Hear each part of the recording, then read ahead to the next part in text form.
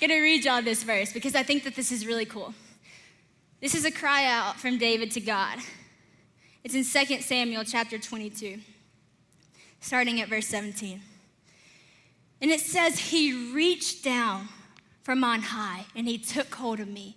He drew me out of deep waters. He rescued me from my powerful enemies, from my foes, from those who were too strong for me. They comforted me in the day of my disaster, but the Lord was my support. He brought me into a spacious place. He rescued me because he delighted in me. Wow. You know, David, what I love about this is David wasn't crying out to God from just a place of save me. He was crying out to God from a place of deliverance, of a relationship that he had already obtained with God way before this moment. You see, before David was saved in this moment, before he was saved from Saul, before he was saved from the enemies, before he was even saved from the giant, he was delivered from the lions and the bears as just a shepherd boy. And David actually kind of started out as anyone but that guy.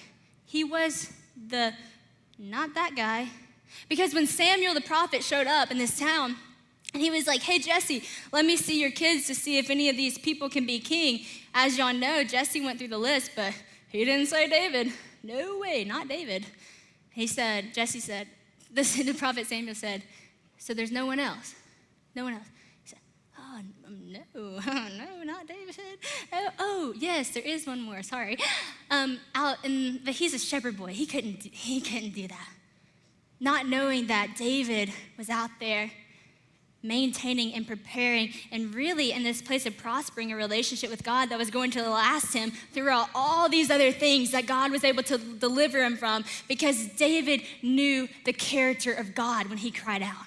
You see, when you read this in 2 Samuel, he calls God all these names, and they're so intentional. The Lord is my rock, my fortress, my deliverer. My God is my rock, in whom I take refuge. He is my shield and the horn of my salvation. He is my stronghold, my refuge, and my savior from the violent people who save me. He will reach down and grab me from deep waters. He drew me out because my God takes delight in me, and I've seen it for all these years. So he believed because he was coming from a place that he had seen. So guys, if we want to walk in to a college campus and we want to deliver his promises and we want to light it up, then we have to go and we have to receive and we have to get our spiritual preparation ready and rooted. You know, Emily over here, she gave me a book. It's called Anonymous. It was so good. And it was about the hidden years, the times where Jesus was in the desert, the times where Jesus stepped back and took a moment to just pray with God, his Father. And it was really cool because there was this part in the book where it said, in Jesus' hidden years, whenever he was out, whenever he was in places that were people were painfully watching him, like so many people, he was so popular, he was able to maintain a spirit of hiddenness that he had obtained from that one-on-one relationship he had with God. And I'm gonna tell y'all something y'all may not wanna hear. That moment of reaching out for light, that moment of hearing what God, it doesn't just happen here on Wednesday night. No, that's not it. It's going from here to your room where nobody can see you. It's going from here to your car rides when you have the opportunity to turn on the radio and just stop for a second and talk to our Father.